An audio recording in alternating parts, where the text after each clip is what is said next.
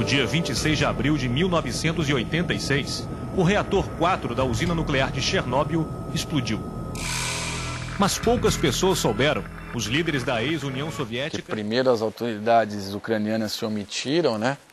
Tentaram abafar o caso, dizendo que o acidente não tinha acontecido, que aquilo não era verdade. No terceiro dia só, que já estava vazando combustível nuclear, invadindo outros países da Europa e tal, aquelas nuvens de radiação, que eles realmente resolveram admitir, reconhecer que o acidente era muito mais grave do que eles estavam tentando dizer, minimizar.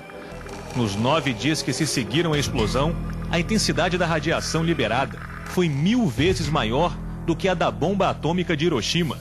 A nuvem radioativa foi para o norte, na direção do mar Báltico, e entrou pela Suécia. E concentrou-se perigosamente em cima de certas cidades suecas, das quais Uppsala era a mais importante, porque os medidores lá em Uppsala faziam assim, ó. Segunda-feira de uma primavera tranquila num dos países que funcionam melhor em todo o mundo, a Suécia. Nas ruas, os primeiros dias de sol deste ano. Nos gabinetes do governo, a apreensão. Os cientistas confirmam que a nuvem radioativa que vem da Ucrânia está em cima dos suecos. Na enorme celebração do 1º de maio, alguns grupos gritam contra a energia nuclear. Teve uma hora que eu fui gravar lá uma coisa perto de um lago e um cientista me disse, olha, grava esse troço rápido aí porque você tá correndo um risco aí, porque é na superfície dos lagos que a radioatividade pousa, como se fosse uma poeira que baixasse, fica ali na superfície do lago. Aí o meu cinegrafista disse, olha, vamos fazer uma passagem só de prima para não ficar aqui, vamos embora daqui. E eu até disse isso na passagem, é melhor eu ir andando porque eu não estou gostando muito das... Disse isso e fui embora. É possível que esse solo ainda esteja muito radioativo. E por isso, a gente vai embora daqui. Como é que foi a cobertura lá em Uppsala? Foi... Na Suécia foi muito... As pessoas estavam muito assustadas. Mães carregando bebês, com a preocupação mais do que justificada, porque aquilo você não vê. Você sabe que na Rússia houve uma... Na Ucrânia houve uma explosão e aquela nuvem pode estar ali em cima. E você...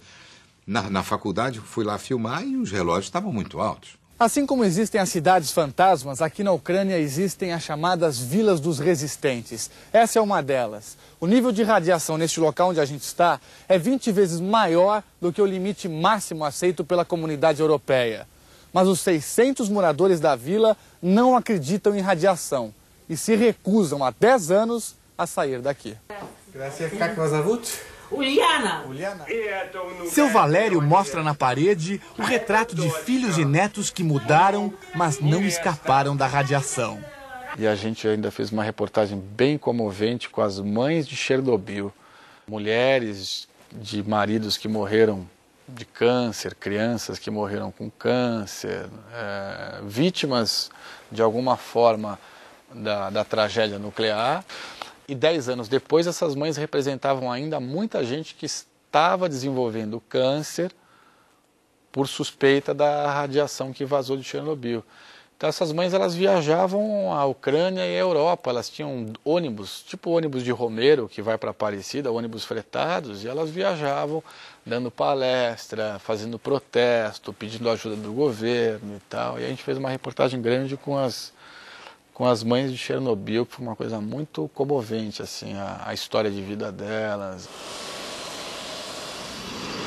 Hoje, a guerra contra as consequências da tragédia de Chernobyl está sendo travada num cenário surpreendente. Um país pobre e pequeno da América Latina. Cuba. Cuba foi uma viagem que eu fiz a Cuba, fiz várias matérias em Cuba, entre elas essa.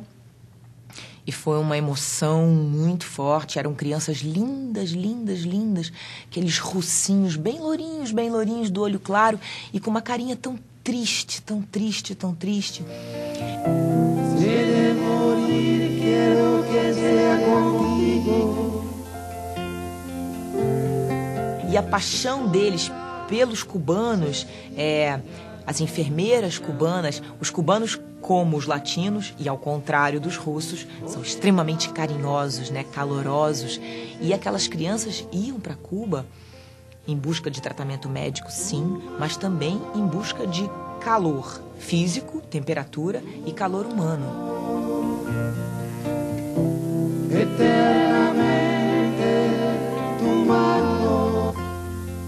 Aquela matéria foi muito interessante, muito emocionante de fazer. E o que mais me deixou assim comovido em Chernobyl foi ter visitado a cidade ao lado, né, da usina.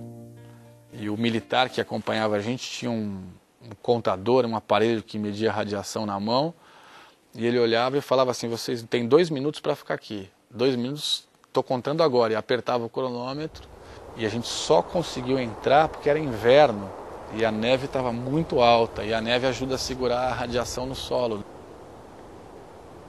Chamava Pripyat, e tinha uma escola e uma creche. E a gente entrou na escola e nessa creche. E 10 anos depois, era como se o acidente tivesse acontecido ontem. Então estava lá, estava assim, tinha as carteiras, tinha o material escolar das crianças, tinha as mochilinhas, as lancheiras, os cadernos, os lápis. Você entrava no refeitório da creche, as comidas dentro das panelas. A cidade era uma cidade de 40 mil habitantes, 45 mil pessoas. Todos os prédios vazios, as ruas, as casas, as escolas, creche, padaria, farmácia, não tinha nada. Parecia que estava entrando numa cidade cenográfica que tinha sido desativada recentemente porque terminou a gravação, entendeu?